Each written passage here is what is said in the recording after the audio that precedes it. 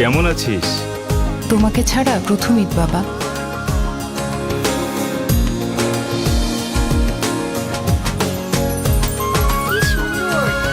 এই রূপা, একটু এদিকে এসো।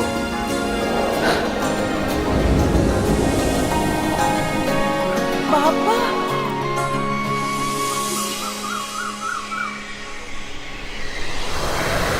এই তো